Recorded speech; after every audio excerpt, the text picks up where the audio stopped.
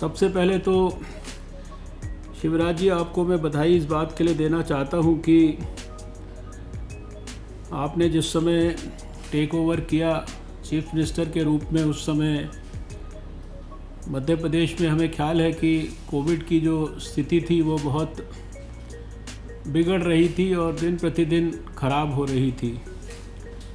और आपके प्रमुख शहर भी इसकी चपेट में थे और ये एक देश में भी बड़ी चर्चा का विषय था, हम लोगों के लिए भी चिंता का विषय था। इंदौर हो, भोपाल हो या दूसरे स्थान हो, लेकिन आपने आकर उसको फ्रंट से लड़ाई को लीड किया अपने साथियों के साथ। मैं जानता हूँ कि आपके प्रमुख अधिकारी और आप स्वयं भी जो है कोविड की चपेट में आए, और कोविड की चपेट में आने के बाद मेरी आपसे बात हुई थी, लेकिन आप अस्पताल में रहकर भी उसको लगातार मॉनिटर करते रहे, बाकी चीज़ों को भी मॉनिटर करते रहे। और आज हम ये समझते हैं कि मध्य प्रदेश में स्थिति बहुत बेहतर है। हमारे लिए देश में जहाँ जहाँ कोविड के कारण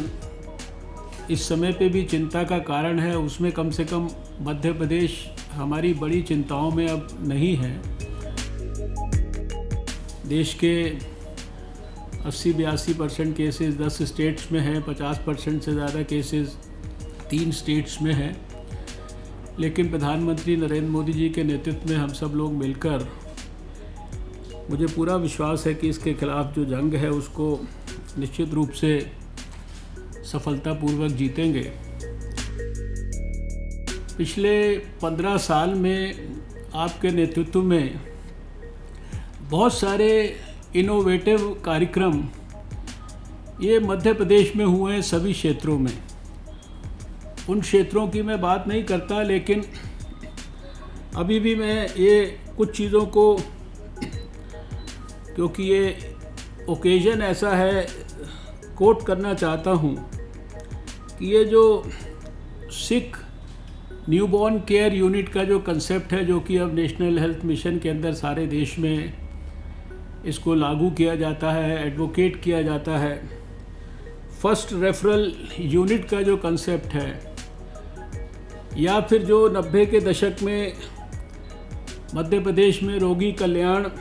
समिति का जो कंसेप्ट शुरू किया गया, कम से कम ये कुछ चीज़ें ऐसी हैं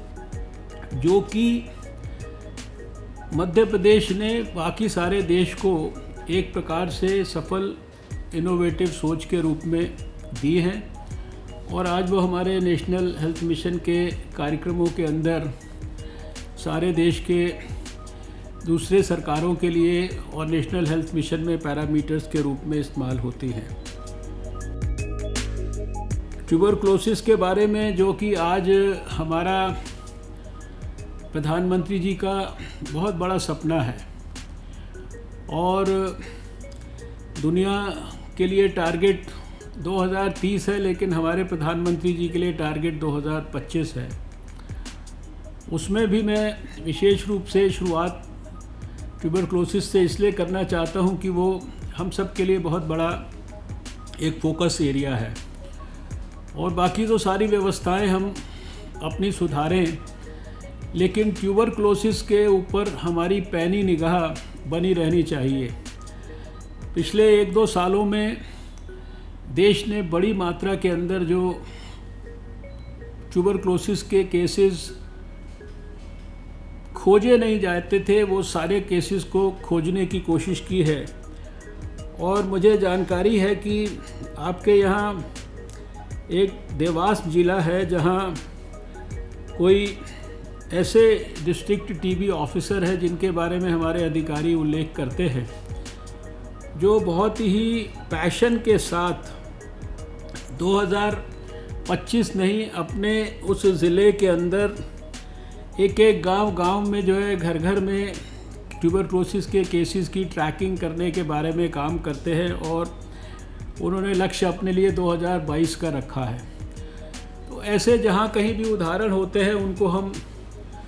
उस स्टेट के लिए भी और पूरे देश के लिए भी उल्लेख करने लायक समझते हैं, इसलिए मैंने अपनी बात की शुरुआत इस बात से की है। मैं सिर्फ इस बात की ओर आपका ध्यान दिलाना चाहता हूं कि ये जो मैटरनल मॉर्टेलिटी रेट है,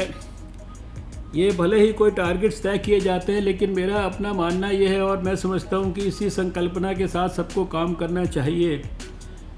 कि गर्भवती होना किसी भी महिला के लिए ये एक बून होता है, ये एक आशीर्वाद होता है, भगवान की कृपा होती है। लेकिन अगर वो गर्भवती होना किसी महिला के लिए अभिशाप बन जाए तो इससे बड़ी कोई दुख की और कष्ट की बात नहीं हो सकती। जब तक कि एब्सोल्युटली अनअवॉइडेबल कोई कॉज ना हो, तब तक एक भी गर्भवती महिला की मौत किसी भी देश में होना ये बहुत ही दुख का कारण होता है। अभी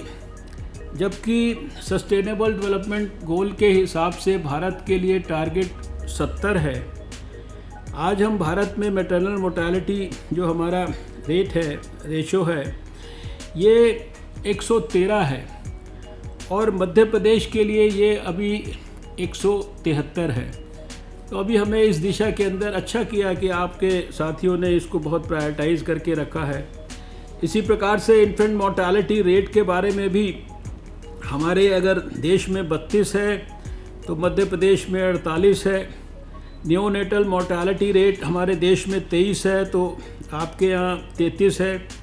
अंडर 5 मोर्टेलिटी रेट देश में 37 है, आपके यहाँ 55 है। और टोटल फर्टिलिटी रेट 2.2 देश में अगर है तो आपके यहाँ 2.7 है। अभी कल ही हमने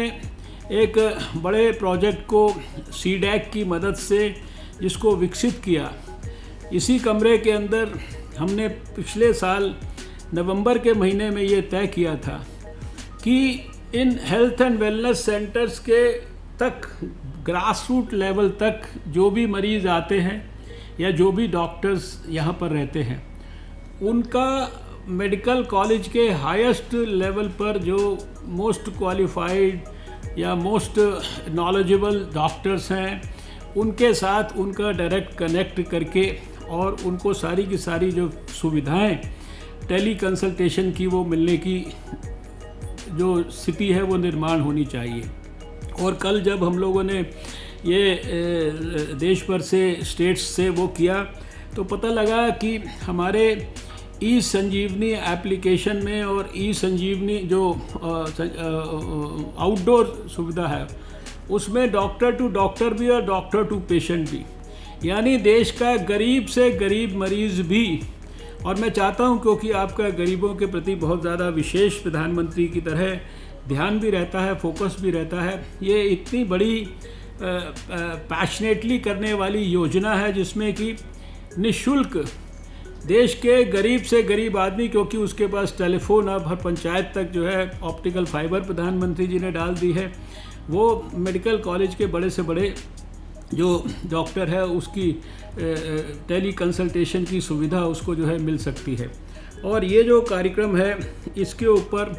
अभी थोड़े ही समय के अंदर 1.5 लाख से ज़्यादा जो है बड़े पैमाने पर, और अभी इसकी जो पोटेंशियल जिसको विकसित करने के हम प्रयास कर रहे हैं, 5 लाख कंसल्टेशंस पर डे, इसके ऊपर हमारे मंत्रालय ने और सीडैक के साथ मिनिस्ट्री ऑफ इंफॉर्मेशन टेक्नोलॉजी और इलेक्ट्रॉनिक्स के साथ मिलकर बहुत विस्तृत कार्यक्रम विकसित किया है।